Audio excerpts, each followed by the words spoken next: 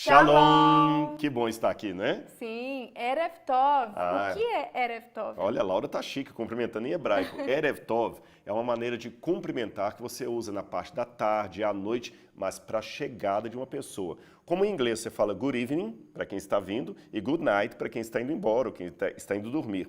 Então, quando você vai embora, é Laila Tov, mas como vocês estão chegando, Erev Tov. E nós estamos agora na casa de dois amigos. Muito não é queridos, isso? Tuiu e a Kelly, muito obrigada por nos receberem aqui. Exatamente. Sabe por que nós estamos felizes? Eles nos emprestaram a casa deles para fazermos esta cerimônia de quê?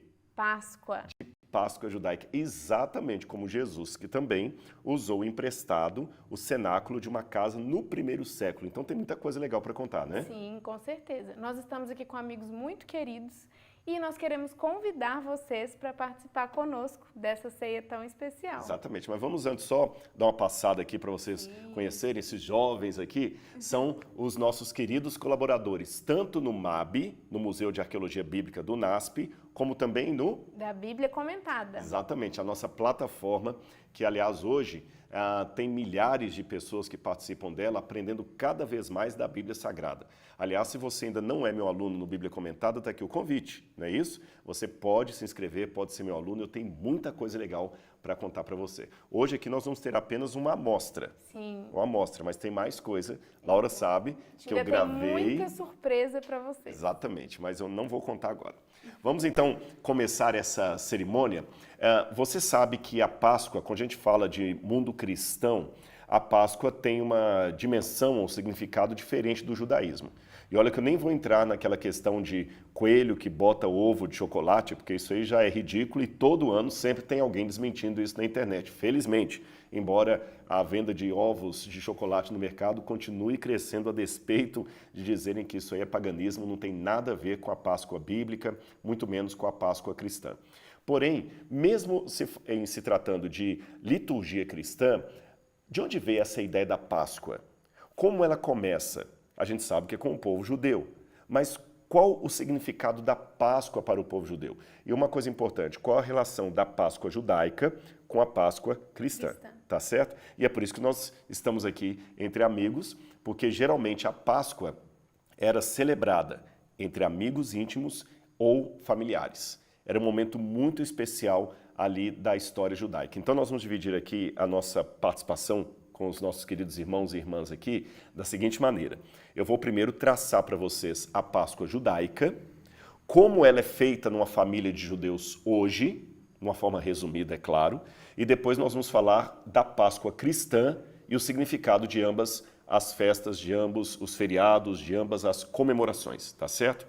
Lembrando a você que está assistindo que a Páscoa judaica, que eu vou mostrar aqui para vocês, ela varia um pouco de país para país, de família para família, e alguns dos elementos que nós usamos aqui não são necessariamente dos tempos da Bíblia, mas sim do judaísmo posterior, especialmente aquele que se fortalece ou se sistematiza na Idade Média. Então, algumas coisas são da época bíblica, outras coisas são do judaísmo posterior, outras são do judaísmo moderno. Agora, como arqueólogo, eu não poderia deixar de tentar ambientar ao máximo a esse ambiente como era nos tempos de Jesus. Por isso essa mesa aqui, né, meu bem, não muito confortável. A mesa é linda, a mesa, que ela está de parabéns, mas a posição, confesso para vocês, que não é muito confortável. Mas o que parece estranho para você era o modo como as pessoas comiam na época de Jesus. Elas comiam de maneira reclinada. Na verdade, elas ficavam até com os pés para trás e a mão assim, olha, e comiam desse jeito. E ficavam horas comendo assim. E quando um era mais íntimo do outro, como a Laura está aqui, ela poderia deitar no meu ombro. Aqui, que já ficava assim, ela deitava aqui. Lembra que a Bíblia fala de João, o discípulo amado, que reclinava sua cabeça no ombro de Jesus ou no seio de Jesus? Seria mais ou menos isso. Lembra também a promessa daqueles que querem ir para o paraíso, na mentalidade judaica, e que iam para o seio de Abraão, quer dizer, ter intimidade. Então, o costume era o seguinte, aqui ficaria o anfitrião, então estamos eu e Laura como anfitriãs, uma pessoa de lado aqui, sem nenhuma demagogia, nem diminuindo os demais, mas apenas para ilustrar a Bíblia Sagrada, o Serginho aqui representa justamente aquele mais íntimo do dono da casa. E depois, por posicionamento, você tem as figuras ilustres, então o mais íntimo fica aqui, as figuras mais ilustres ficam ao centro e os mais simples ficam do outro lado.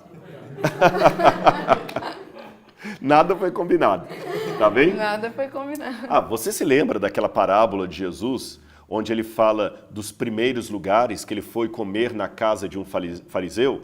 E ele ficava observando como é que as pessoas corriam para procurar os primeiros lugares. Quais eram os primeiros lugares? O do centro e daqui.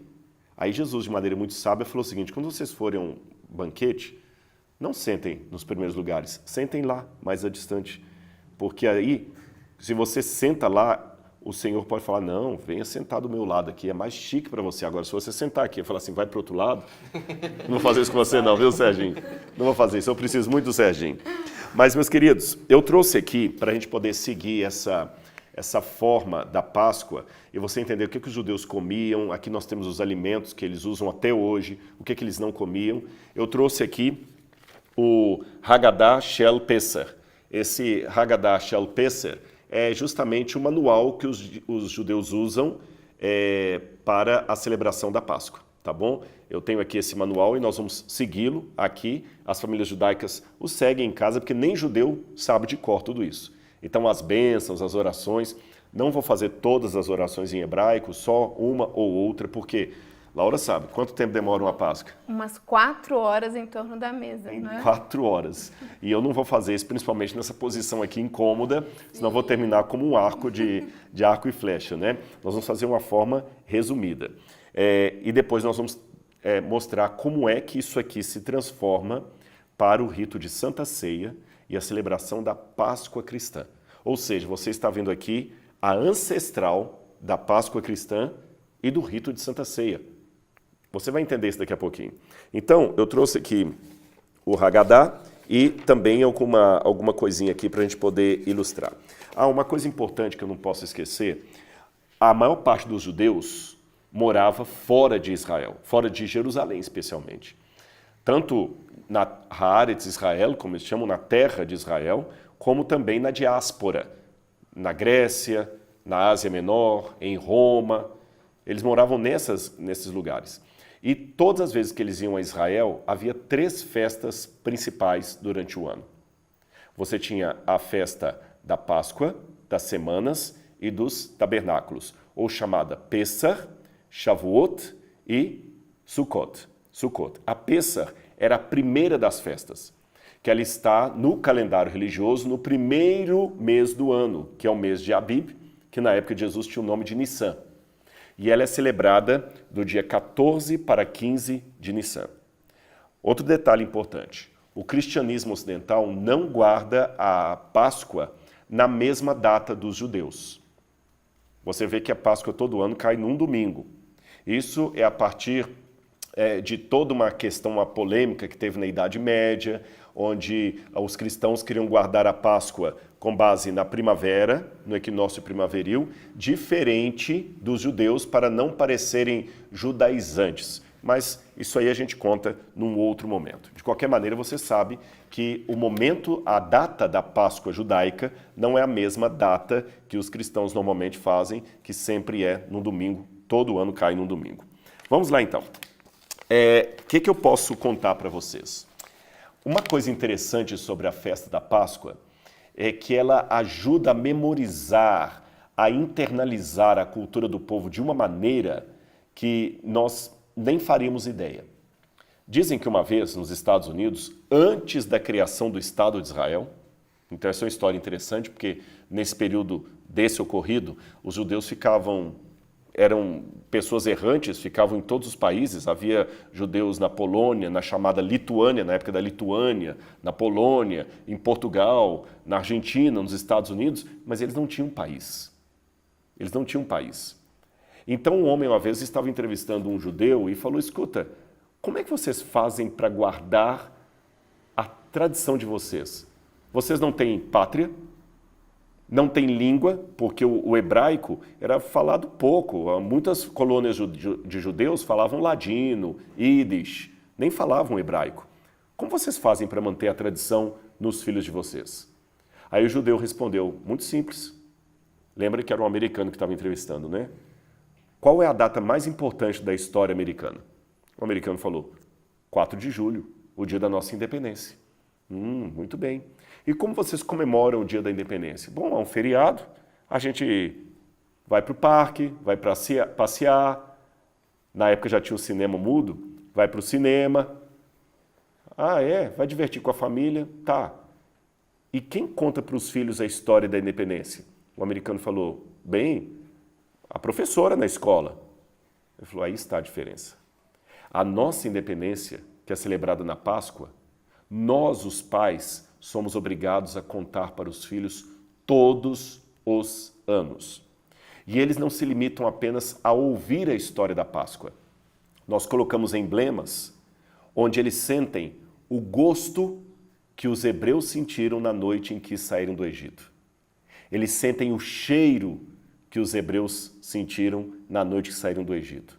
E eles recapitulam aquilo sabendo que foram seus ancestrais que foram libertos da escravidão. O americano falou, agora eu entendi por que os judeus são muito mais fortes do que nós.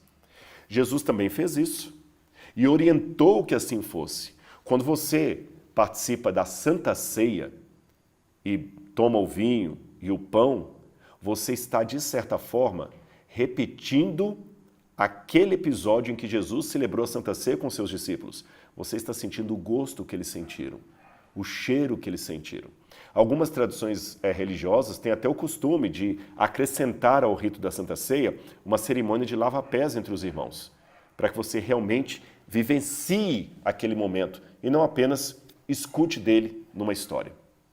Perceberam? Agora, tem uma coisa que se a gente fosse uma família de judeus, a gente estaria fazendo. Cada um vestiria a sua roupa mais bonita, não é isso? Todo mundo bem enfeitado, como vocês estão vendo aqui.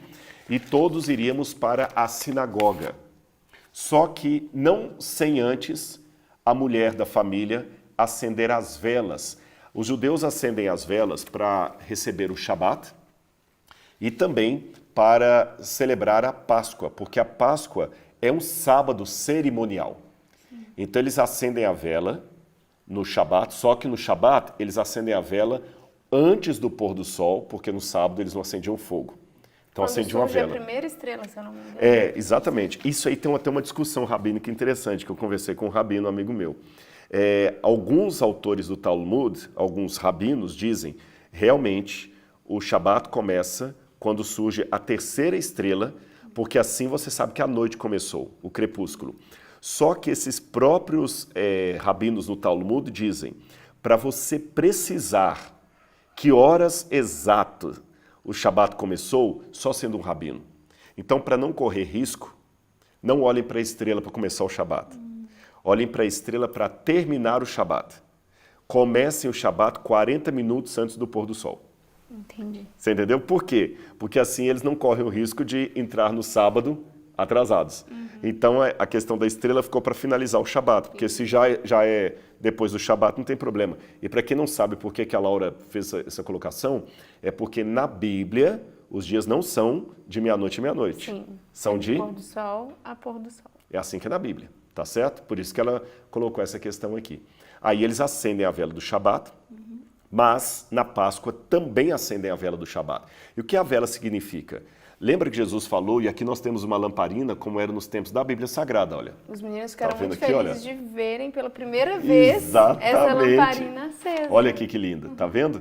Ela é alimentada, opa, tá aqui para não cair, ela é alimentada com azeite de oliva extra virgem, e a gente acende o pavio e enquanto houver o azeite aqui dentro, ela funciona. Você se lembra de várias parábolas de Jesus? A parábola das 10 virgens. Lembra quando a Bíblia falou, vós sois a luz do mundo? Era aqui que Jesus estava falando. Lâmpada para os meus pés é a tua palavra e luz para os meus caminhos. Na época de Cristo, não havia a vela de parafina. Isso já vem do judaísmo posterior, judaísmo medieval. Mas o mesmo sentido da lamparina da época bíblica é usada hoje, porque a chama ela fica fazendo um movimento, não fica? Então, o movimento que eles têm da oração. Tudo no judaísmo tem um símbolo. Se você em casa olhar, eu estou usando aqui um kippah, olha. Olha aqui na minha cabeça. Tá vendo? O kippah. Esse kippah, ele é interessante porque é um chapéu. A palavra kippah em hebraico significa chapéu. E ele vem da mesma raiz da palavra kippur, que significa cobrir, perdoar. Então, o que significa usar um chapéuzinho desse na cabeça? Várias coisas. Em primeiro lugar, eu não sou eterno. Eu tenho um limite. Tem alguma coisa mostrando que eu não sou eterno. Segundo, eu estou constantemente sob o perdão de Deus. E na presença de Deus, coberto por Deus. E ao orar, o judeu sempre ora fazendo o movimento da vela, que é como se o Espírito de Deus, o Ruach Adonai, o sopro de Deus, estivesse movimentando o seu corpo numa dança litúrgica, sabe? Isso é muito bonito.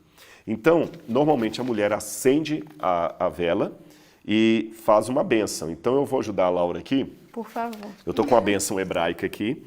Eu vou falar e a Laura vai repetir. Você quer primeiro acender? Como você preferir. Então, pode acender. Uhum. Aí eu vou falando.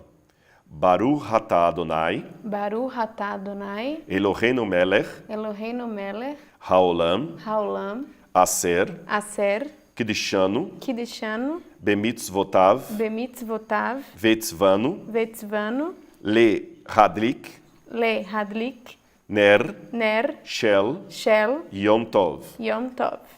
Essa oração é a mesma do Shabat. A única diferença é que no final, ao invés de falar Shel Yom Tov, fala Shel Shabat. Tá bom? A tradução seria: Bendito seja o Senhor, Rei do Universo, pela vela que acendemos nesse dia santo. As luzes que acendemos nesse dia santo. Seria esse o sentido. Depois que acende a vela, a família vai para a sinagoga. E lá tem a liturgia da sinagoga. Depois que eles voltam da sinagoga e tem justamente a ceia, como nós vamos ter aqui. E falei, numa situação normal, essa ceia demora 4 horas de duração. Então, o que nós temos de elemento da ceia? Primeiro, eu acho que antes de falar tudo isso, é bom recapitular a Páscoa, porque muita gente talvez não saiba, não é isso? O livro do o livro do Êxodo, começa dizendo o seguinte, que depois que José do Egito morreu, subiu no Egito um novo rei, ou faraó, que não conhecia José. E ele começou a escravizar o povo de Israel. E o povo de Israel ficou por séculos escravo no Egito. E você sabe que a escravidão é um dos piores crimes contra a humanidade que existe. Chega a ser quase tão hediondo ou pior do que o assassinato.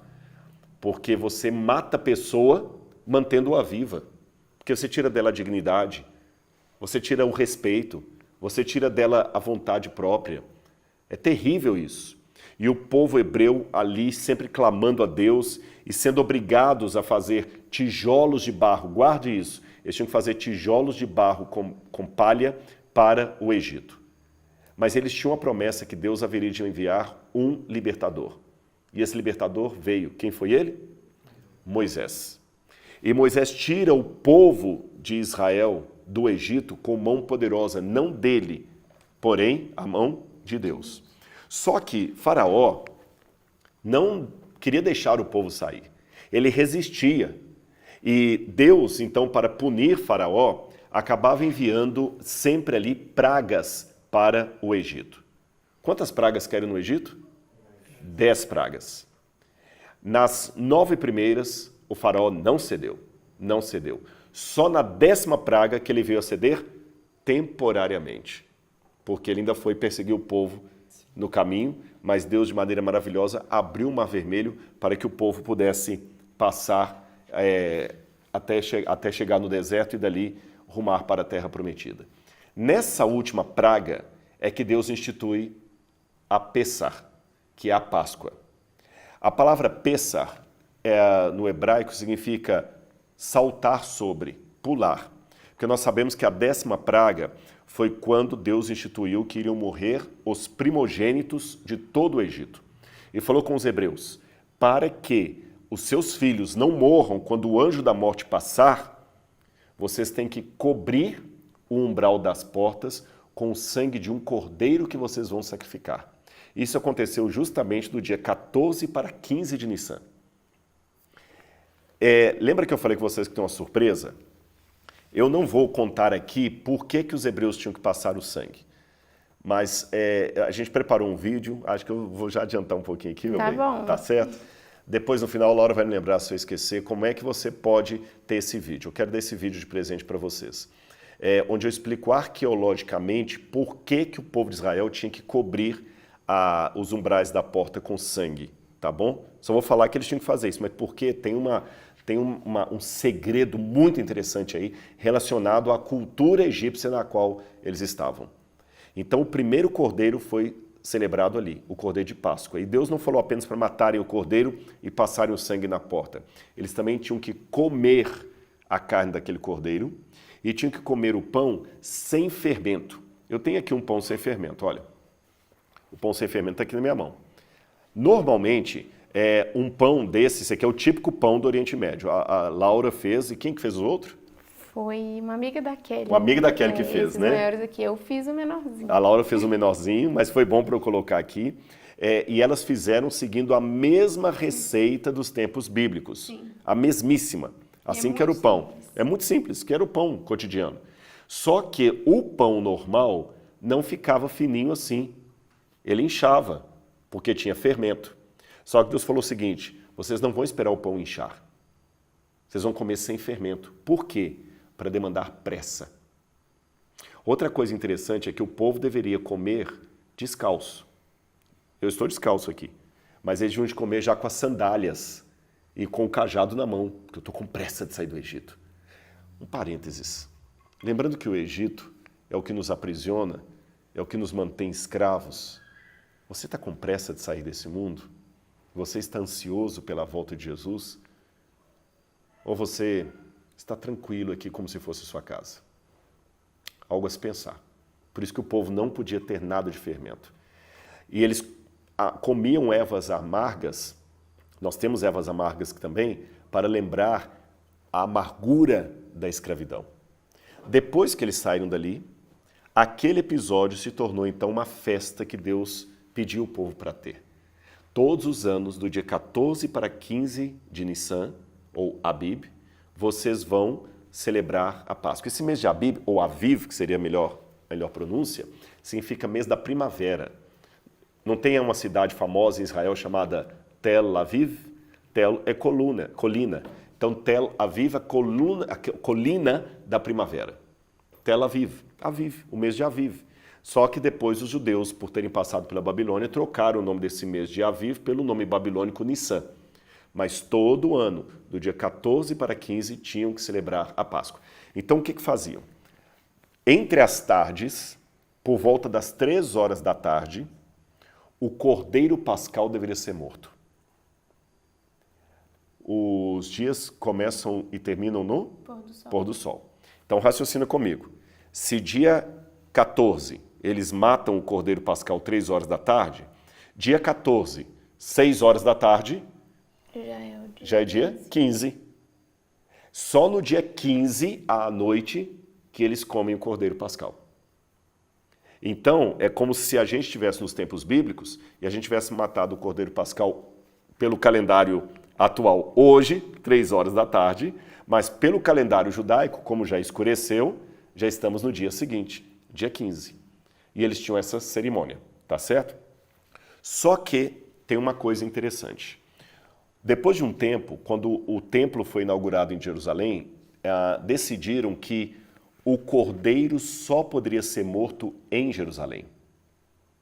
Então, qualquer família que não estivesse em Jerusalém na hora da Páscoa, deveria celebrar a Páscoa com um outro objeto que não o cordeiro. Porque o único cordeiro pascal verdadeiramente imolado era aquele do templo em Jerusalém. Então, eles substituíam o cordeiro. E hoje, como não existe mais o templo, o que eles usam para substituir o cordeiro? Você vai aprender hoje, tá bom? Você vai aprender. Então vamos lá.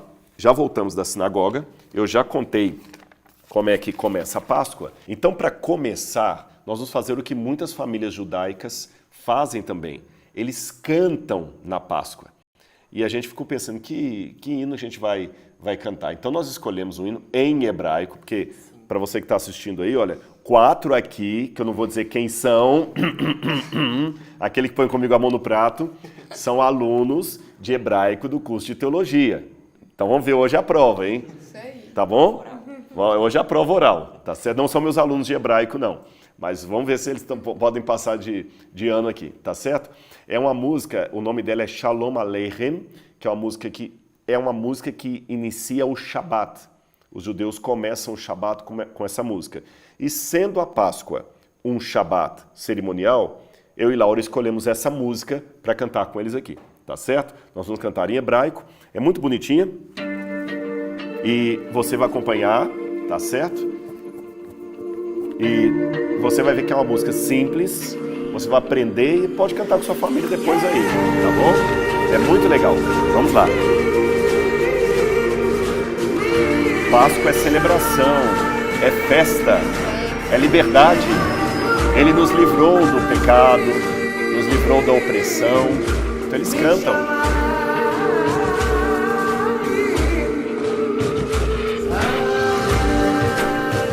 Esse é o ritmo do Oriente Médio. Olha lá.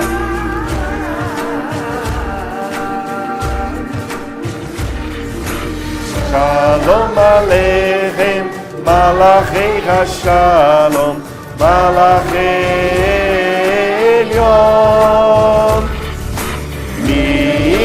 Melech, Malachei HaMalachim, HaKadosh Baruch Hu. Shalom Aleichem, Malachei HaShalom, Malachei Elyon, Melech, Malachei HaMalachim, HaKadosh Baruch Hu. Shalom Aleichem, Malachei HaShalom, Malachei Elyon,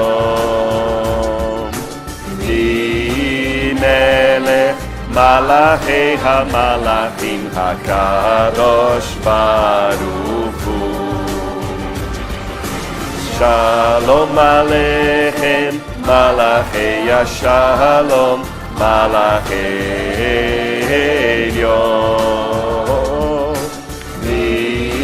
Melech, Malachei HaMalachim, HaKadosh Baruch Hu. Shalom Aleichem, a paz esteja convosco. Malachei Hasharet, anjos do céu. Malachei Elion, anjos do Altíssimo. Mimelech Malachei HaMalachim, do Rei dos Reis. HaKadosh Baruch Hu, o Santo, bendito seja. Esse é o sentido dessa música. Shalom Aleichem, Malachei HaShalom, Malachei Elyon,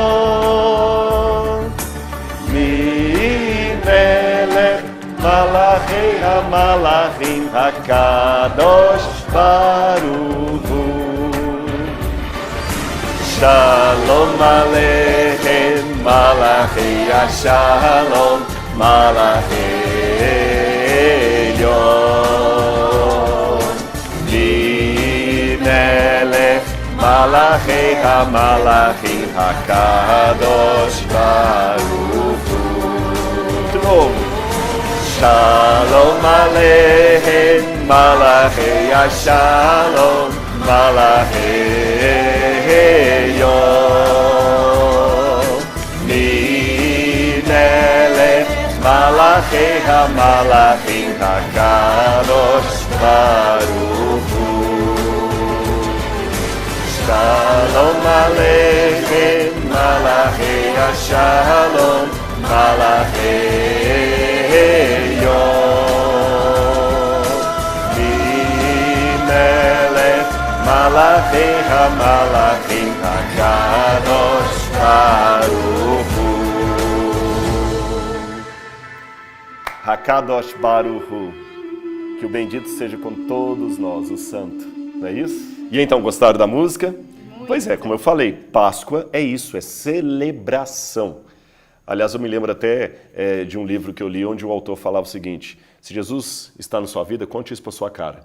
Porque a gente tem que celebrar e às vezes a gente é muito triste, muito deprê, né? Nós temos que celebrar. Bom, já que cantamos, já que voltamos, agora é a hora de conhecer alguns elementos da Páscoa. O primeiro deles, eu vou colocar aqui para vocês de casa poderem ver. Eu tenho um copo, veio lá de... A gente ganhou isso lá em Jerusalém, né? Vou contar um segredinho para vocês. A gente ganhou em Jerusalém e quem deu falou que era de prata. Só que ela empreteceu aqui. Eu sei que a prata empretece, mas eu não sei bem se é essa cor, viu? Não sei, a Adriana é museóloga, pode depois dar uma olhadinha aqui no metal, mas foi presente, veio de Jerusalém. Sim. É um copo de Pessah, de Páscoa, tá certo? E normalmente o pai de família, o representante da casa, ele coloca o vinho aqui dentro. Vou botar para vocês verem aqui, ó, presta atenção então aí, tá bem? Agora, uma pergunta que todo mundo faz. O vinho que eles usam é o vinho alcoólico ou o vinho sem fermento? Na verdade, para eu ser muito honesto com vocês, hoje a maior parte das famílias de judeus usam vinho alcoolizado. Mas isso não significa que nos tempos da Bíblia era o vinho alcoolizado.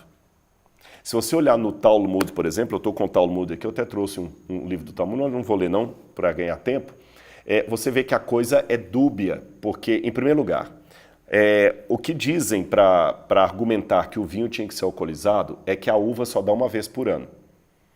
E a uva, geralmente, no hemisfério norte, dá no mês de setembro. No mês de setembro. Então, se a Páscoa é em março, abril, e a uva dá em setembro, eles não tinham um refrigerador para guardar o vinho e automaticamente ele iria fermentar. Então, muitos, com base nisso, já dizem assim, no tempo da Bíblia, todos os vinhos eram fermentados. Não. Se você fizer uma pesquisa... Eu posso depois dar as fontes, porque isso eu vou explicar num outro momento, porque aqui eu sou uma digressão para a gente não sair da Páscoa aqui, mas só para explicar que muita gente pergunta sobre isso. Os judeus da época bíblica, eles sabiam como fazer vinho não fermentado e o faziam. Aliás, não só os hebreus, mesmo os pagãos. Você tem Plínio, o moço, falando de Roma, Suetônio, o próprio Aristóteles, falando em nome dos gregos, que eles tinham vinho não alcoólico. Então eles tinham pelo menos 3 maneiras de fazer o vinho não alcoólico. Você tinha o vinho filtrado, você tinha o vinho diluído e você tinha o vinho fervido, não fermentado. Que eles faziam fervido como? Eles faziam a base de pasta de uva passa, e eles fermentavam e depois reidratavam aquilo e ele ficava um mosto, um vinho não fermentado, um tirosh. Só que nos tempos bíblicos e também nos tempos romanos, eles chamavam tanto o vinho fermentado como o não fermentado de tirosh. Então, é errado dizer que na Bíblia nenhum vinho é fermentado. Não, há muitos vinhos na Bíblia que são fermentados. Você tem, por exemplo, o vinho que Noé fez, que ele embriagou, ele bebeu, ele ficou bêbado. Não é isso? Nós temos também o que Ló tomou, ele ficou bêbado, então obviamente que era um vinho fermentado. No Antigo Testamento, nos primeiros livros, você não tem uma condenação do vinho explícita, você tem mais uma questão da moderação. Porém, lembremos que também no Antigo Testamento havia momentos em que Deus permitiu coisas que depois ele proibiu. Por exemplo, o homem casar com 2 mulheres. As guerras. Então algumas coisas vão mudando. Eu, particularmente, respeito todos os judeus e cristãos que bebem o vinho alcoolizado. Então não tomem isso aqui como um desrespeito à sua maneira de celebrar a Pessah. Mas eu, particularmente, tomei a decisão na nossa casa, nós somos abstêmios, nós não bebemos bebida alcoólica, e achamos que o álcool, só por ser uma droga lícita, ainda ser uma droga, traz os malefícios comuns de qualquer tipo de droga. Seja ela uma maconha, um êxtase, um cigarro ou uma bebida alcoólica. Então, se o meu corpo é o templo do Espírito Santo, eu acho que eu tenho que evitar coisas que vão danificar esse templo do Espírito Santo. E só estou dando essas anotações históricas para você ver que quando eu falo que o vinho do tempo da Bíblia, em algumas situações não era o vinho alcoolizado, eu não estou inventando isso aqui da minha cabeça, tá certo? E uma das discussões rabínicas que havia é o seguinte, porque o vinho alcoolizado é o vinho fermentado. Não confunda fermentado com fervido, tá certo? Fermentado é que ele teve a levedura. E o fermento era símbolo do pecado. Então os próprios rabinos da época do Talmud discutiam, nós podemos ter um vinho fermentado na Santa Ceia ou não. E há rabinos judeus que dizem, nós não podemos ter vinho fermentado na Santa Ceia, ou melhor, na Seder de Pessah, Seder é ceia em hebraico, na ceia de Páscoa, porque ele é símbolo do pecado, tá certo? Seder é ceia, Pessah, Páscoa. E outros rabinos falaram, não, a gente pode, não tem problema. Por exemplo, os primeiros judeus americanos, eles só usavam o vinho não fermentado na Santa Ceia, tá certo? Tem vários autores judeus que contam a esse respeito.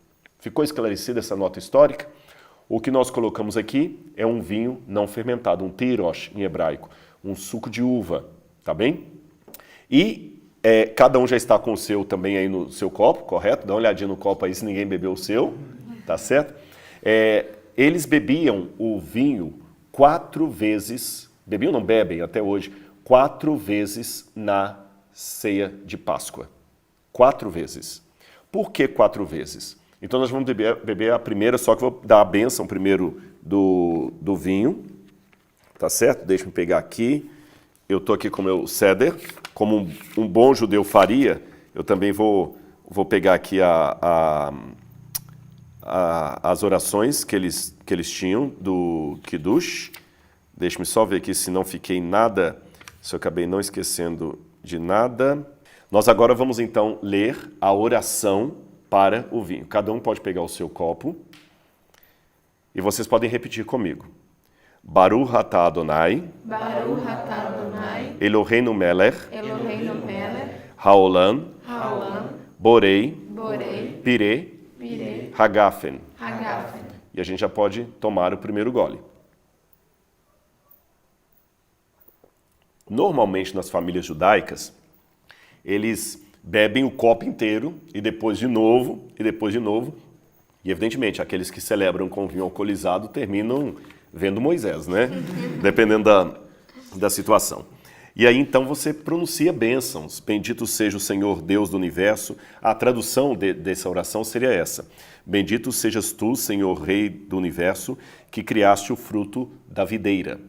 E essa oração continua em hebraico, quando ele diz, por exemplo, Baruch atah Adonai Eloheinu melech haolam shineinu veikmanu veiganu lasman hazeh, que ele continua dizendo, né? Bendito seja o Senhor, Rei do universo, pois o Senhor nos conservou a vida, e nos preservou e nos tornou capacitados para alcançar esta temporada, ou esta estação, ou esta data. Então, os judeus sempre vão falando isso. E aí você passa para a próxima parte, que seria a Urhatz. A Urhatz é um momento também muito importante, eu tenho aqui na minha relação, que é quando o pai de família lava as mãos cerimonialmente para poder distribuir a comida. Então, Laura vai me ajudar aqui, tá bem? Não se preocupem se as 2 velas apagarem, que a gente tem as lamparinas aqui ainda para representar. Porque, aliás, é importante dizer isso também. Mesmo na casa judeu, dependendo do tempo, as velas também acabam. Normalmente, é uma lavagem cerimonial. Quando os judeus lavam, eles têm o copo com 2 alças diferentes para que uma mão pegue em alça diferente. Aqui a Laura está adaptando como era nos tempos de Cristo. Obrigado, Sérgio. E depois que lava as mãos, lembra que Jesus teve discussão com os rabinos sobre isso, né? Escuta, você come sem lavar as mãos? Esse lavar as mãos aqui, tá bom, obrigado, bem. Não era um lavar as mãos meramente de higiene, não. Era um lavar as mãos cerimonial. Aí agora vem os elementos da keará, da refeição que nós temos, tá bom? E eu vou mostrar para vocês os elementos que nós temos aqui. Deixe-me ver, consegue pegar aqui a câmera? Tranquilos? Então, primeiro nós temos aqui a maror, que são as ervas amargas. Maror, está aqui. Laura pode pegar e mostrar para vocês. Maror, que são as ervas amargas. Elas lembram a amargura do tempo da escravidão. O alface hazeret, que é o alface que está aqui, o alface hazeret, também era utilizado para lembrar a amargura do povo. O outro que nós temos aqui é o zeroá, que seria esse aqui, o zeroá. No tempo antigo, o zeroá era a carne do cordeiro, que geralmente vinha num pedaço de osso. Tá certo? Quando eles pararam de celebrar a Páscoa com o cordeiro, porque não tinha mais o templo, eles passaram a celebrar com uma asa de frango, ou uma coxa de frango, porque tem ali porque zeroá significa braço em hebraico, tá certo? Como se fosse o osso ali. E ele significa justamente o sacrifício deles, eles foram tostados ali. Só que para nós cristãos representa a parte do cordeiro. Aí nós tivemos um dilema quando a gente foi fazer. Laura lembra, né? Falei assim, peraí, mas se eu colocar a carne de cordeiro aqui, como cristão, eu estou fazendo algo errado. Por quê? Bom, como judeu, eles não celebram com a carne de cordeiro, exceto algumas poucas famílias europeias. E em Israel, talvez alguma minoria, mas a maioria absoluta dos judeus não celebram mais com carne de cordeiro. Eles fazem com carne de frango, ou carne nenhuma. Os samaritanos ainda continuam sacrificando cordeiros porque o samaritano não ligava para o templo. Tá certo? Então, se eu colocar o cordeiro, eu já vou contra a maior parte das famílias judaicas. Aí você pode perguntar, por que você não colocou o frango, então, como eles colocam o frango? Por um detalhe teológico interessante. Porque apesar de eu estar celebrando com vocês uma Seder de Pessah, como os judeus fazem, como cristão eu já estou antecipando a ressignificação. E para mim o cordeiro já foi imolado. Cristo já morreu uma vez por todas. Eu não preciso mais de uma carne aqui. Por isso nós substituímos a carne do cordeiro por carne de soja. Isso aqui é um bife de soja. Depois nós vamos comer, tá bom? O que mais que nós temos aqui? O haroset. O haroset, esse aqui, ó, é o mais gostosinho. Deixa eu pegar aqui, mostrar para vocês. O haroset é esse aqui, ó. É muito gostoso. Isso aqui é uma pasta de tâmara. Esse aqui veio de Israel, inclusive. Sim. Ele trouxe de Israel. Tá bom? Isso é feito na cidade de Nazaré, onde Jesus foi criado. E ele até assim, pode olhar que ele é firme aqui, ó. Ele não cai, não. Não cai aqui, ó. Tá bom? Ele é gostoso, mas ele é duro, ele é feinho. É uma pasta, porque é uma pasta mesmo. Essa pasta relembra para os judeus o sacrifício de fazer o tijolo. A argamassa do tijolo. Tá certo? Então vocês estão notando que cada elemento aqui representa uma coisa. As ervas amargas, o amargor que eles passaram lá. Posso descer aqui? A câmera está ok? A carne do cordeiro. O alface também representa o amargor, não é isso? E nós temos também aqui essas batatas com água salgada, que representa também o choro e o suor dos hebreus ao trabalharem no sol. Então aqui você tem um pouco de batata com água e sal. Tá vendo aqui, olha? Representa justamente o soro e o suor. O que mais que eu tenho? Eu tenho alguma coisa importante também. Tenho o nabo, que também, junto com a raiz amarga, ele tem o sentido justamente do... O nabo nem tem na Bíblia, né? Isso aqui é uma tradição do judaísmo moderno. Vocês podem olhar que algumas coisas aqui não tem na Bíblia. O ovo cozido, por exemplo, não tem. O ovo cozido está aqui, ó. Tá bem? É que o ovo cozido, o beitzá, ele representa a esperança deles da reconstrução do templo.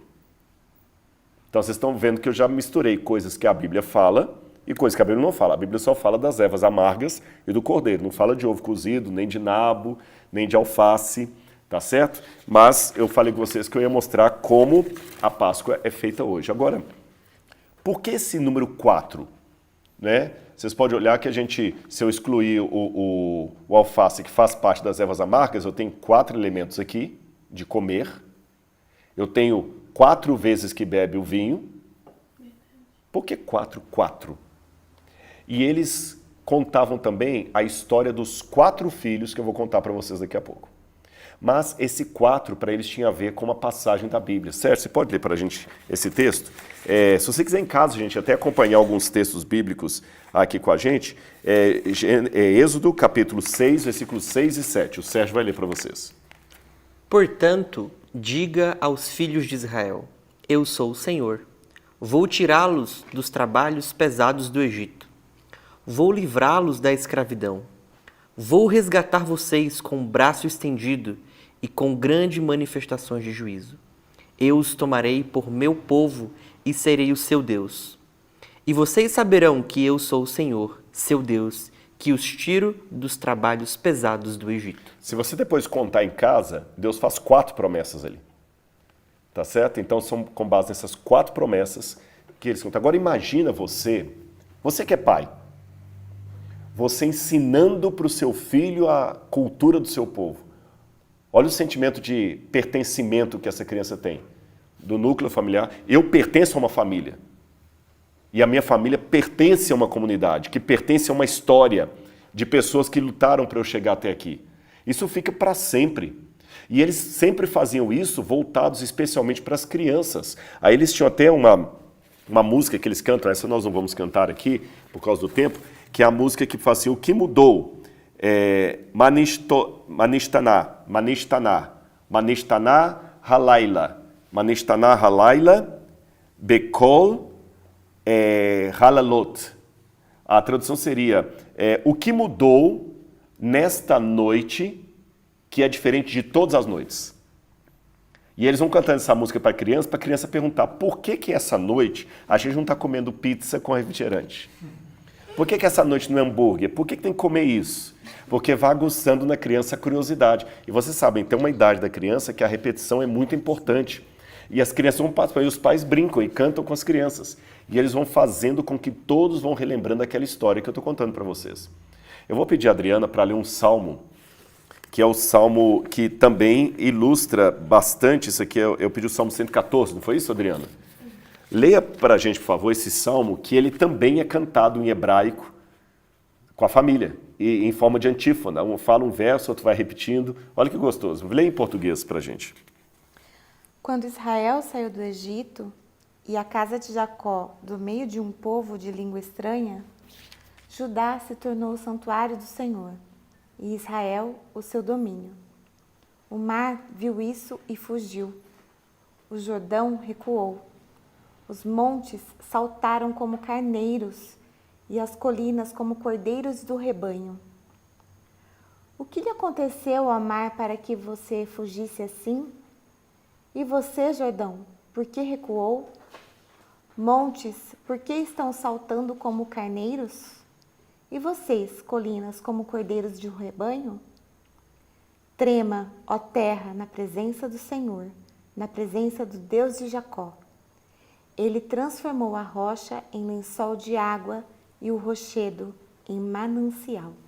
Agora imagina um pai contando isso para o filho e falando assim, séculos e séculos no passado, os nossos ancestrais, quando iam para Jerusalém para celebrar a Páscoa, eles iam cantando esse salmo.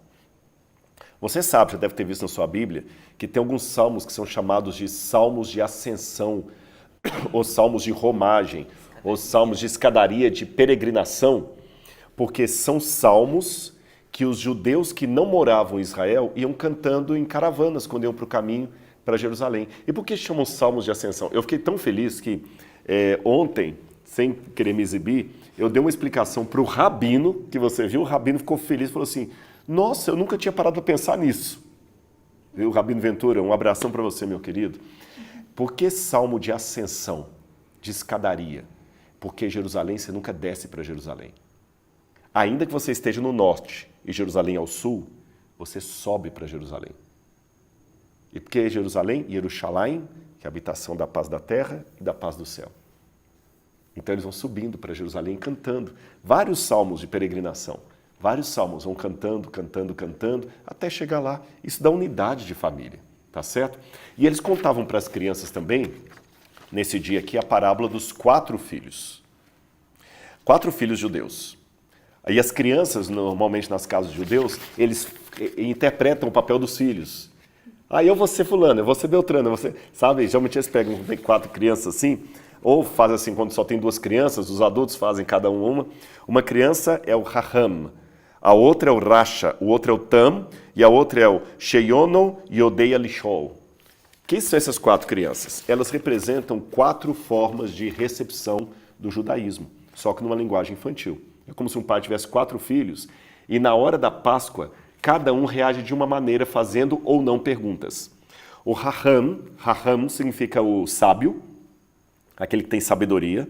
O Raham, quando vê tudo isso, ele pergunta, papai, quais são os mandamentos? Mitzmotav, quais são os mandamentos que eu tenho que guardar? Esse é o sábio. Ele entende o que isso aqui significa e já pergunta como eu devo proceder em face ao que eu estou aprendendo. Esse é o Raham. Já o Rasha é o filho mau. É o filho mau. O filho mau já pergunta assim, o que isso aqui quer dizer? Isso aqui não significa nada. Sabe que é a pergunta de ironia? E daí? Rebelde. Isso aqui não significa nada. Aí vem o outro filho, que é o Tam, que é aquele filho mais simples. O Tam é aquele que ele sabe que é judeu, conhece alguma coisa da tradição, mas a família não é tão arraigada ao judaísmo. Aí ele pergunta assim, o que é isso? Porque ele vê, mas ele não sabe o significado. Percebeu? Um já entende o significado, é o sábio, ele simplesmente quer saber o que ele faz agora, o outro fala, o que significa isso? Nada. Já o terceiro, o Tam, ele quer saber assim, puxa, eu acho tão bonito, mas eu não sei o que significa. E o quarto, que é justamente o Shnei Yodei Lishol, que em hebraico significa aquele que não sabe pedir, aquele que não sabe como pedir, ele não faz pergunta nenhuma. Ele demonstra um completo desprezo, uma indiferença. Assim o judaísmo chega a 4 diferentes tipos de judeus. Isso lembra uma parábola de Jesus. Não lembra? Jesus falou que o semeador saiu a jogar sementes e uma semente caiu, ajuda-me, uma no meio das pedras, a outra caiu no caminho, outra nos espinhos, outra caiu em campo fértil. E cada semente representa um coração e como ele recebe o evangelho. Talvez essa tradição dos 4 filhos já existisse desde a época de Jesus. Qual dos 4 filhos é você em relação ao ensinamento bíblico? Qual dos 4 filhos é você em relação à Páscoa? Qual das 4 sementes é você em relação à mensagem que Cristo quer colocar? Ainda que a chama do mundo se apague, a sua continua acesa? Ou você se apaga também? Lembra o que Jesus falou. Vós sois a luz do mundo. Não se pode esconder uma cidade edificada sobre um monte. Assim brilhe também a luz de vocês, para que o Pai possa ser glorificado quando os homens virem a luz de vocês e derem glória ao Pai que está no céu. Amém? Continuando. A partir disso, então, agora, nós já temos tudo isso claro, nós vamos participar comendo, então, de tudo isso, tá bom? Aqui, a primeira coisa que nós vamos fazer é o carpas que eu já falei, que eu vou explicar para vocês. O carpas, eu vou fazer uma bênção também, é o rabanete primeiro. Oi? Não, só o rabanete mesmo. Agora, você consegue pegar lá ou quer que eu pegue? Laura vai passar o rabanete, eu vou pegar um aqui para mim, Laura vai pegar um para ela, tá bom? E vocês vão fazer o seguinte, ó, vocês podem pegar com a batatinha também, vou pegar um pouquinho aqui. Nós estamos fazendo mais simbolicamente aqui, gente, mas na casa eles comem de maneira clara mesmo, sabe? É uma refeição mesmo. Aí ele pega aquela água salgada, deixa eu servir a Laura também aqui.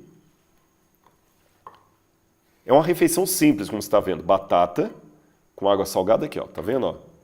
É só uma água salgada, uma sopa mesmo. Vou colocar um pouquinho para a Laura aqui. Serginho. Isso. E a família toda ia se servindo. Aí pode passar para os demais lá. E enquanto a família vai se servindo dessa água salgada, há uma bênção também que é pronunciada, uma bênção também que é pronunciada pelo dono da casa. Preste atenção, ele diz assim, Baruch atah Adonai, Eloheinu melech, haolam borei, pirei, ha'adamah. Bendito sejas tu, ó Senhor, Deus Rei do Universo, que criou o fruto da terra. O fruto é o rabanete.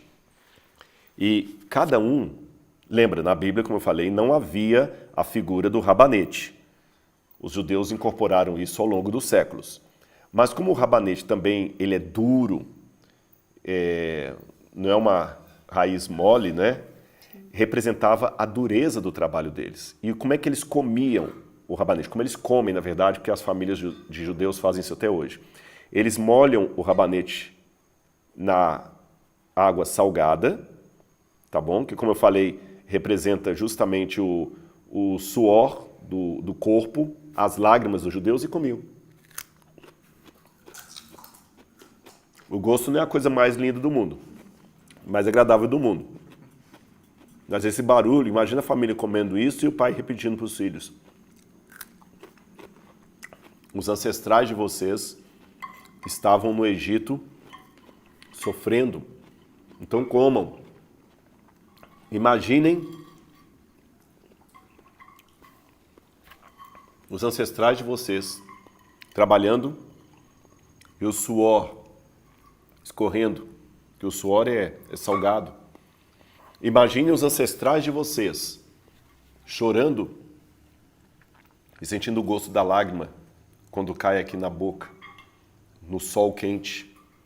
Imaginem, porque foram esses ancestrais que Deus usou para gerarem filhos, de filhos, de filhos, de filhos, até chegar aos nossos avós, a papai e mamãe, a vocês.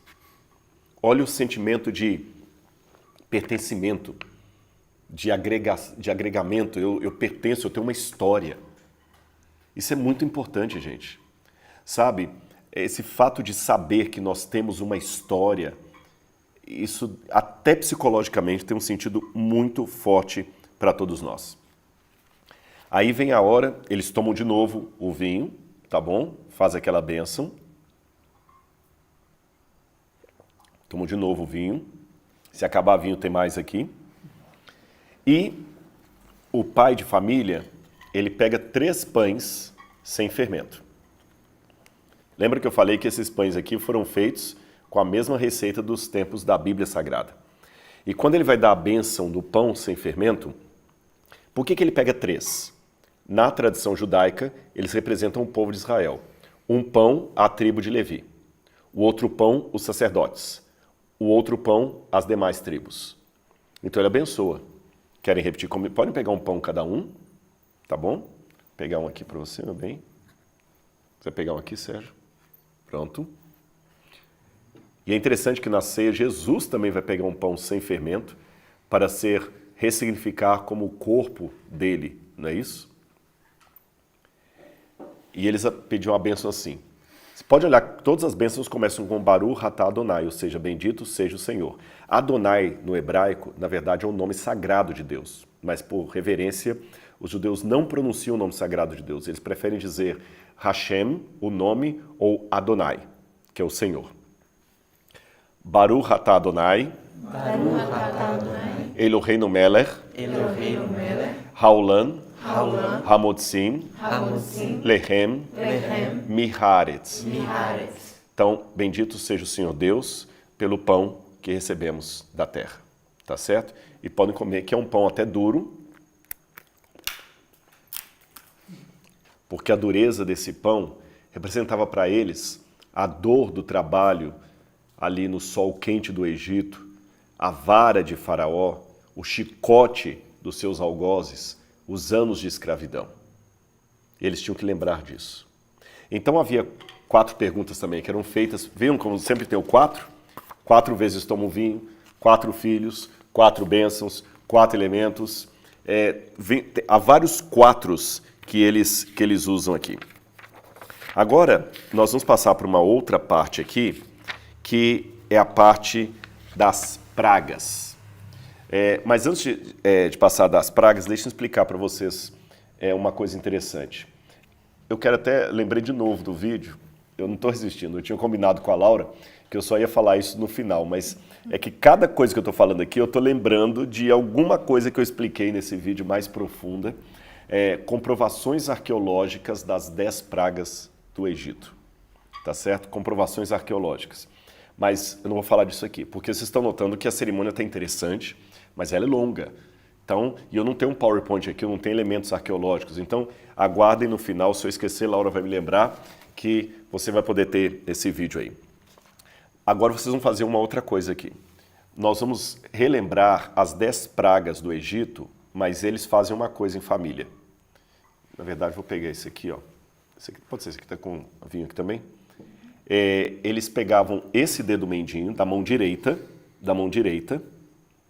e eles molham o dedinho aqui no vinho, cada vez que o pai de família lia uma das pragas do Egito. Para ganhar tempo, eu vou já ler apenas o nome da praga, tá bom? Eu leio em hebraico, em português, você molha uma vez, molha uma segunda vez, uma terceira, uma quarta, 10 vezes. Você vai molhar 10 vezes, depois pode enxugar a mão, deve ter algum guardanapo para vocês aí. Por que isso? O vinho era símbolo da alegria para eles. Então, cada vez que você molha o dedo aqui, você tirou um pouco de vinho daqui. Significa que você tirou um pouco da alegria.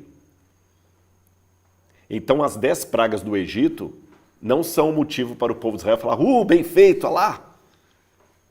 Pega essa distraído. Não. Também nos tira a alegria.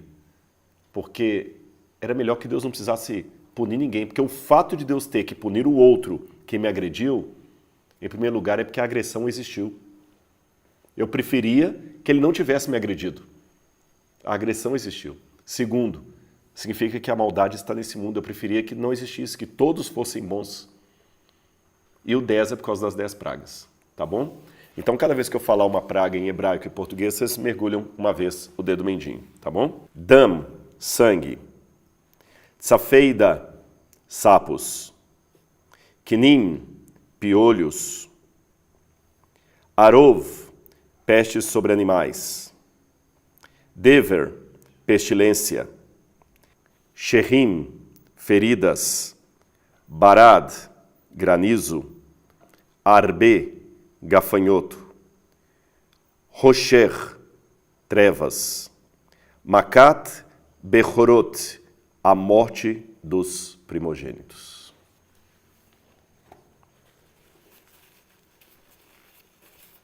Ou seja, Deus não tem prazer no sofrimento do ímpio e nem nós também deveríamos ter. A partir disso aqui, chega o momento de comermos as ervas amargas, que eu vou passar para vocês aqui, e cada um pega um pedacinho de erva amarga. Não pode pegar pequenininho, não.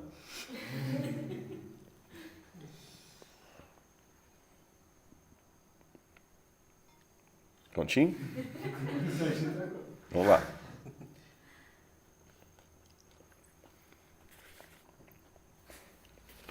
É amargo mesmo. Eu acho interessante essa maneira lúdica da cultura judaica ilustrar a história da redenção. Né? Você sente o gosto, o amargor, a história contada com todos esses elementos, isso é melhor do que YouTube, melhor do que Netflix. É didático, tá certo?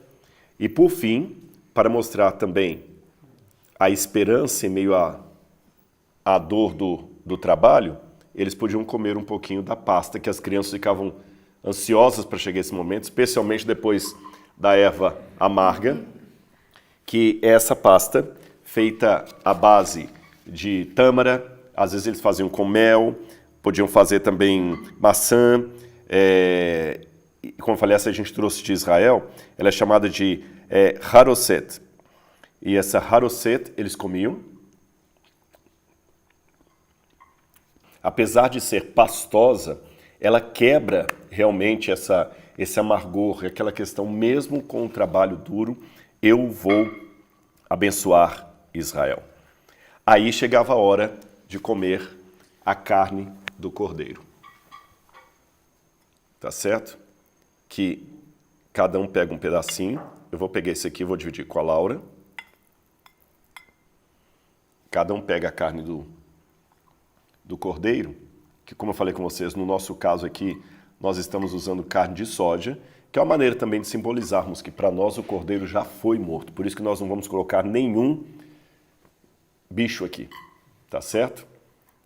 E a carne do cordeiro, que era comida, e eles passavam também a ideia do ovo cozido, que como eu falei com vocês, era só um por família, para representar a esperança que eles tinham do renascimento de Israel, da reconstrução do templo, até da vinda do Messias.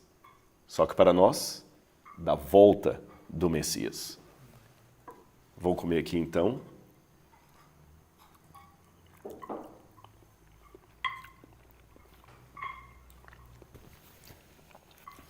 Nós estamos fazendo tudo bem simbólico aqui. Nós estamos fazendo uma refeição mesmo. Cada um está comendo um pouquinho. Depois eu vou levar a turma toda para comer. Tudo isso aqui é uma maneira que nós encontramos didática de levar a você um conhecimento da Páscoa judaica. Porém, se eu interromper toda a explicação aqui, ela vai ficar incompleta. Porque eu não vou falar da parte que nos cabe, que é o cristianismo. Porque se eu parar apenas nesse sentido aqui, a Páscoa não tem muito a ver comigo ou com você, porque eu não fui liberto do Egito. Embora eu tenha ancestrais judeus na minha família lá atrás, mas muitos não têm. Seria a mesma coisa de um brasileiro comemorar o 4 de julho ou um americano comemorar o 7 de setembro. Mas, através de Jesus, nós temos um ressignificado da Páscoa. Muitas pessoas perguntam assim, mas Jesus celebrou a Páscoa mesmo? E alguns autores até dizem que não, porque não havia ali na Santa Ceia a descrição do cordeiro, nem das ervas amargas. Porém, devemos lembrar que Jesus pegou uma parte da refeição de Páscoa e ressignificou. Eles foram comer a Páscoa. O Evangelho, os apóstolos perguntam, Senhor, onde o Senhor quer que nós preparemos a Páscoa? Noutra feita, Jesus perguntou assim, há muito eu estava ansioso para comer essa Páscoa com vocês. Então Jesus comeu sim o cordeiro pascal. O fato dele não ser mencionado na cerimônia é porque seria redundante. Seria redundante, tá certo? Seria a mesma coisa de eu dizer que você foi à sorveteria e tomou sorvete.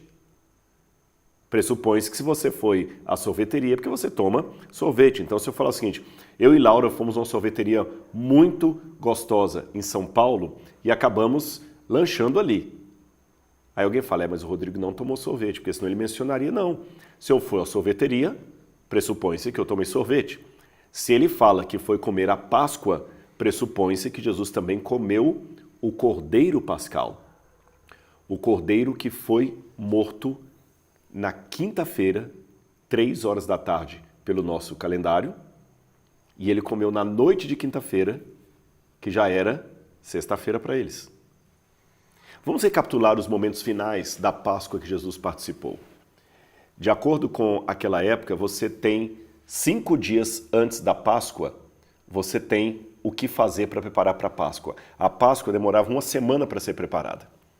Então, no domingo antes de Jesus ser morto, que seria exatamente o dia 10, no dia 10 era o dia em que o pai de família ia com a criança e escolhia um cordeiro novinho, sem defeito algum. O que eu vou descrever agora, pessoal, vai ser forte para você que está em casa, mas imagine com a cultura do Oriente Médio, onde eles eram muito fortes em dar emblemas para o que significava o pecado. A criança, junto com o pai, escolhia aquele cordeiro novinho, sem defeito. E a criança cuidava daquele cordeiro pelos 5 próximos dias, ou pelos 4 próximos, como se fosse o seu animal de estimação. Ela cuidava dele no dia 10, no dia 11, no dia 12, ela dormia com ele no dia 13. Quando chegava no dia 14, 3 horas da tarde, ela deveria entregar o cordeiro para o pai e, junto com o pai, entregá-lo ao sacerdote. E ela viu o sacerdote degolando o cordeiro. Eu sei que você está pensando assim, mas que crueldade, que maldade, que absurdo, como é que Deus podia permitir uma coisa dessa? Eu digo a você, vamos fazer a mesma pergunta com outro viés? Quando eu e você pecamos, e Cristo, o Cordeiro de Deus que tira o pecado do mundo, é morto em nosso lugar, que crueldade, que absurdo. Como é que Deus pôde permitir isso? Pois, assim como aquela criança sofria ao entregar o cordeiro, ela entendia que aquele era o preço da sua redenção. Que um inocente seria morto no lugar dela. Você pode achar pesado, dantesco e completamente de mau tom isso que eu acabei de descrever, que era a maneira como os judeus da época de Jesus celebravam a Páscoa, matando o cordeirinho que a criança cuidava como um bichinho de estimação. Mas talvez hoje nós estejamos num outro lado, onde a gente acha isso dantesco, mas não acha o pecado dantesco. Se nós lembrássemos que o nosso pecado custou a morte de um inocente do Cordeiro de Deus, talvez mudaria muita coisa. Jesus, então, na ceia, ele lava o pé dos seus discípulos. E tem uma questão na posição da ceia também que me chama muita atenção. Lembra que eu falei que aqui ficava o anfitrião, ele colocava os mais íntimos do lado dele, os especiais, os mais importantes e os mais simples do outro lado? Se você olhar na sua Bíblia, no Evangelho de João, Jesus falou assim, um de vocês vai me trair. E quando nós participamos da Santa Ceia, nós relembramos aquela noite. E os discípulos começam a se olhar, mas o que ele quer dizer com isso? Um vai trair? E ele fala, alguém vai me trair. Aí o Evangelho de João diz que Pedro, fazendo sinal para João, perguntou, pergunta a ele quem é.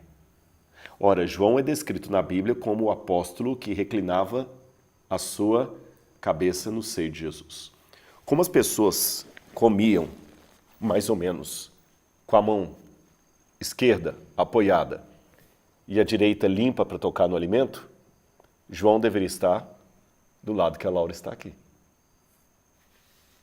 que pode reclinar na intimidade. Se Pedro faz um gesto para João, porque o Evangelho diz que Pedro, fazendo sinal com a mão, perguntou a João, pergunta ele quem é. Onde é que Pedro deveria estar? Do outro lado. Porque se Pedro estivesse aqui, ele perguntaria direto no ouvido de Jesus. Se ele estivesse aí também. Mas para ele fazer sinal para João, Pedro estava do outro lado. Interessante que Pedro muitas vezes foi o líder dos apóstolos. E Jesus ensinou, você quer ser o líder? Fique no lugar dos mais humildes. Quem quiser ser maior, que seja o menor. Quem quiser ser servido, que sirva. Não foi isso que eu fiz com vocês quando eu lavei o pé de vocês? João então pergunta para ele, quem é, mestre? E ele fala, aquele que põe comigo a mão no prato, esse vai trair. No outro evangelho fala, aquele a quem eu der um pão molhado. Interessante que eles molhavam muitas vezes o pão no vinho, era um costume do Oriente Médio. Nós estamos usando talher aqui, mas eles não usavam talheres comumente, eles usavam o próprio pão como talher. E havia muito costume de molhar o pão e comer. E ele fala, aquele a quem eu der o pão molhado. Ora, para Jesus dar o pão molhado, a pessoa tem que estar num dos dois lados, concordam comigo? João não era o apóstolo que o traiu, então Jesus só poderia dar o pão molhado para quem estivesse do outro lado dele. No caso, a gente brincou aqui que o Serginho está sentado nessa posição, mas não é isso que eu quero, não quero que vocês pensem agora no humor de uma piada. Qualquer um que eu pusesse aqui podia virar uma piada. Mas eu quero que você pense no significado disso. Jesus colocou Judas entre os seus mais íntimos. Ele já sabia que Judas iria traí-lo, e mesmo assim ele lutou com Judas até o final. E depois que ele deu para Judas, ele não desmascarou Judas na frente dos outros. Isso é interessante. Leia depois com calma no Evangelho de João. Ele só deu o pão para Judas e falou: aquele a quem eu der o pão molhado, esse vai me trair. E como eu falei que a cerimônia durava 4 horas, o pessoal estava comendo, distraído, nem percebeu. Jesus entregou o pão para Judas de maneira discreta, não o expôs, e só falou assim: o que você tem para fazer, faz completo, faz rápido. Judas levanta nervoso e sai. E a prova maior que Jesus foi discreto é que o Evangelho fala que os discípulos pensaram que ele tinha saído para comprar alguma coisa que tinha faltado. E ele saiu para trair o mestre. E Jesus angustiado, porque ele sabia que em poucas horas ele estaria experimentando a dor da separação do Pai. E os discípulos perceberam que ele estava mal, e eles também começaram a ficar mal. Lembra que eu falei que a Páscoa era um momento para celebrar? Mas de uma hora para outra, o semblante de todo mundo caiu, como o de vocês agora. E Jesus, reunindo forças do íntimo, ainda os animou dizendo assim: parem com isso. Não se turbe o vosso coração. Vocês não creram em Deus? Creiam também em mim. Um parênteses para você entender a cultura da época. O casamento acontecia assim. Primeiro, o pretendente ia à casa do pai da noiva e fazia um acordo com o pai da noiva. E 2 coisas eram exigidas do pretendente do noivo. Primeiro, que ele ajuntasse dinheiro para pagar o dote para casar com a sua noiva. O dote não era comprar a mulher, não. O dote era uma maneira de valorizar a mulher. Era uma maneira de indenizar o pai dela porque tirou uma joia de sua casa. Eu lembro no Egito, eu conversando uma vez com algumas moças na Universidade do Cairo, e elas não entendendo como é que no Brasil as mulheres aceitavam casar com um homem que não pagasse nem um tostão para casar com elas. Para elas isso era inadmissível. Na cultura ocidental parece que o camarada está te comprando. Se o camarada levanta o dote, não pode ser dinheiro do pai dele, tem que ser dinheiro que ele mesmo levante do seu trabalho, ele está provando para o futuro sogro que ele é trabalhador, que ele consegue ganhar dinheiro e que ele ama mesmo a filha, que ele está disposto a pagar o que for para tê-la. E ele vai indenizar o pai. A segunda coisa que é exigida do noivo é que ele, nas terras do pai dele, construa uma casa para os dois irem morar. E depois de 1 ano, aproximadamente, levantando dinheiro, ele vem com a comitiva para buscar a noiva, porque ele já pagou o preço do casamento, agora não tem mais dívida, e ele vai levá-la para a casa que ele construiu nas terras do Pai. Jesus usou para os discípulos esta mesma linguagem matrimonial. Vocês creram em Deus? Creiam também em mim? Eu sou como um noivo. Na casa do meu pai tem muitas moradas. E se não fosse assim, eu já tinha dito a vocês. Mas eu vou preparar um lugar para vocês. E quando eu for e preparar esse lugar, como noivo, eu voltarei e receberei vocês para mim mesmo, para que onde eu esteja, vocês estejam comigo também. E não haverá mais morte, nem pranto, nem dor. Sabe, tudo isso que eu contei aqui, você pode entender de várias maneiras. Que legal essa aula que o Rodrigo deu. Aprendi tanta coisa. Eu não sabia dessa cultura judaica. Mas se for só isso, eu vou ficar frustrado. Você pode também aprender isso de outra maneira. Eu estou contando a história da sua salvação, da minha salvação e da sua salvação. É por isso que eu, durante um momento, falei assim, olha, eu preparei um vídeo para vocês que você vai ter um link depois aqui e você vai clicar nesse link E eu quero dar esse vídeo de presente para você. E nesse vídeo, você vai ver muito mais coisas sobre o significado da Páscoa que eu não tive tempo de explicar aqui, e nem condições, porque eu precisava de um PowerPoint, muito mais aprofundado até. Ah, você já achou profundo isso? Eu ainda tenho outras coisas mais profundas para mostrar para você, tá bom? Mas só depois do vídeo. Agora eu não quero que você interrompa o que você está assistindo.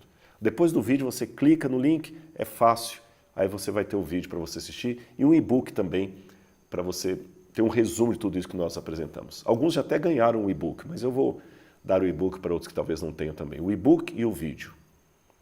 Agora, mais importante do que o conhecimento que eu estou querendo transmitir para você através de vídeos, através de e-books, através de palestras, é o que tudo isso significa. Qual o significado de tudo isso? O significado é que Cristo morreu pelos seus pecados. O significado é que você tem que aceitar Jesus como seu Salvador pessoal. Porque na cruz do Calvário, quando ele gritou, Elahi, Elahi, em aramaico, Deus meu,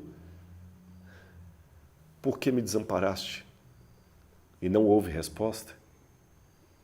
Ele poderia ter desistido, mas ele lembrou de você. Hoje nós fazemos isso aqui simbolizando um acontecimento do passado e uma esperança do futuro. Porque Paulo assim falou a respeito da Santa Ceia. Porque toda vez que vocês comerem do pão ou beberem do cálice, vocês anunciam a morte do Senhor até que Ele venha. Portanto, embora no cristianismo clássico a Páscoa seja muito mais um memorial da ressurreição, pelas minhas leituras da Bíblia, a Páscoa me faz lembrar muito mais do Calvário do que simplesmente da ressurreição. Porque a Páscoa anuncia também a morte do Senhor até que Ele venha. Mas se Ele vem, é porque Ele ressuscitou. Para a glória de Deus o Pai e para a esperança que você está precisando hoje. Pense nisso. Aceite a Jesus como seu Salvador pessoal. Ele é o Cordeiro imolado. Ele é a nossa Páscoa. Que Deus abençoe você e sua família. Fique na paz de Jesus.